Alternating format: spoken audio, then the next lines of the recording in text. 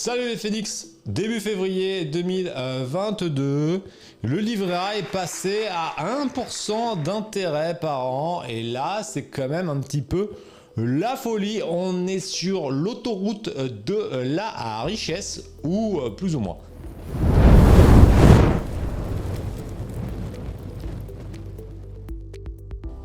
Si t'as un Phoenix un petit peu avec les plumes un peu blindées, normalement, tu as peut-être déjà rempli ton livret A et donc tu as mis plus de 22 000 euros dessus. Bah déjà, bravo, puisque je vais te faire le calcul. Chaque année, tu vas toucher la somme mirobolante en intérêt de 229 euros chaque année, ce qui est à peu près l'équivalent en ce moment d'un litre de gasoil.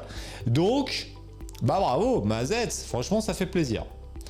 Bon, concrètement, sur 20 ans, ça va te permettre d'obtenir 5053 euros d'intérêt grâce à la fameuse stratégie d'intérêt composé que je t'ai expliqué dans une vidéo là-haut. Bon, d'ailleurs, on ne t'oubliera pas que les intérêts composés, c'est considéré comme la chose la plus puissante de l'univers selon Einstein. Donc là, je te parle pas du pimpin du coin, je te parle de Einstein. Mais, bon, on n'est quand même pas sur un truc ultra dingue, hein, parce que 5000 euros en 20 ans, c'est quand même pas fou. Alors, tu sais, moi, j'ai grandi dans une famille où il y avait personne qui investissait. Et déjà, un rendement de 1 à 3% par an, c'était la folie. Moi, ma mère, quand elle me disait « mets ça sur ton livret parce que tu vas toucher 2% par an », quand j'étais gamin, je me disais « mais 2% par an ?» Moi, j'ai l'impression que j'allais m'acheter un yacht ou une Lamborghini uniquement grâce à mon intérêt de 2%. Bon, donc j'ai grandi là-dedans. Sauf que, bah, plus tard, quand j'ai créé mes business, etc., du coup, j'ai changé mon réseau. Parce que n'oublie pas que ce qui compte, c'est surtout à qui t'entoure. Si t'es entouré de pimpins, tu seras un pimpin. Si t'es entouré de winners, tu seras un winner. Donc bah forcément, vu que j'ai progressé, j'ai monté des différents escaliers, bah, je me suis entouré de personnes qui commençaient à avoir mon niveau, voire un niveau supérieur. Parce que ça, c'est aussi un autre petit conseil. N'oublie pas que si tu es le plus intelligent de la pièce, bah, change de pièce, ça n'a aucun intérêt. Parce que sinon, tu pourras rien apprendre, donc ça sert à rien. Et donc mes potes m'ont dit, qui étaient spécialisés dans les investissements, donc là je te remonte il y a quelques années, etc., me disaient, bah, nous on a des investissements qui sont compris entre 10 et 20% par an. Et honnêtement, au début, j'avais du mal à y croire. Je leur disais, ok, 18% par an, et pourquoi pas aussi, on peut devenir millionnaire grâce au dropshipping. Tu vois, j'étais en train de leur dire, vous foutez de ma gueule. Bon, après, ils m'ont prouvé. Ils m'ont dit, bah tiens, regarde.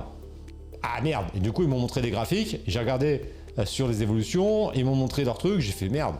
Alors, c'est pas forcément 18% par an, c'est en moyenne sur une période. Sur 10 ans, c'est 18%, mais tu peux avoir des années à moins 3, des années à plus 25, c'est une moyenne. D'accord ? Donc ça, c'est un petit conseil aussi que je te donne en termes d'investissement.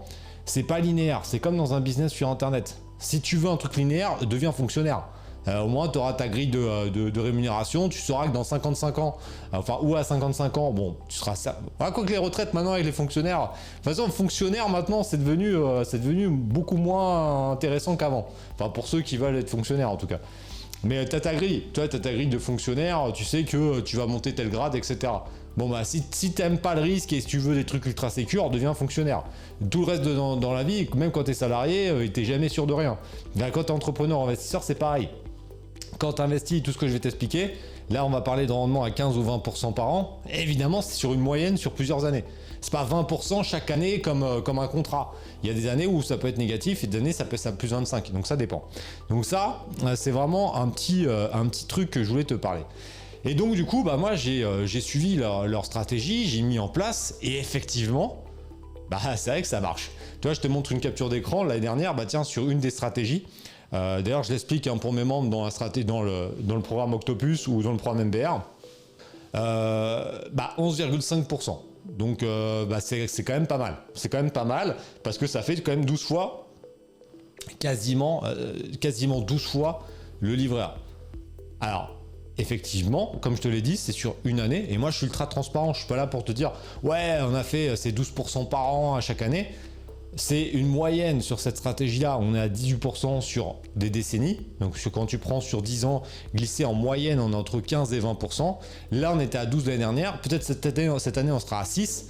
Mais peut-être qu'en 2024 ou en 2025, on sera à 30%. Je ne sais pas. Mais en tout cas, sur une période plus longue, en moyenne, on est au-dessus des 15. Donc c'est quand même cool. Moi, j'ai envie de te dire, même si on n'est pas à 15, parce que tu vas voir après ce que ça va donner.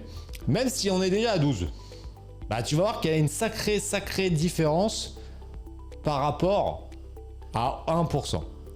Donc là, on va prendre un cas de figure où je vais te montrer sur mon écran ce que ça donne en termes d'intérêt composé quand on est à 12% sur la même période que le livret A.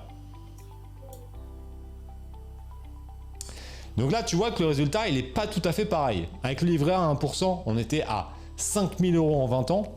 Et là, avec 12%, on est à 198 000 € en 20 ans. 40 fois plus. Donc c'est énorme. Parce que bah voilà, ça va se cumuler, ça va faire des intérêts sur des intérêts. Et comme le taux est important, ça va vraiment augmenter.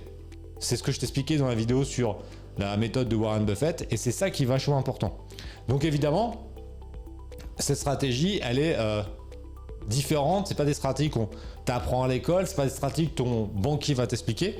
C'est pourtant des choses qui sont relativement simples, qu'on peut mettre en place avec des ETF, des indices.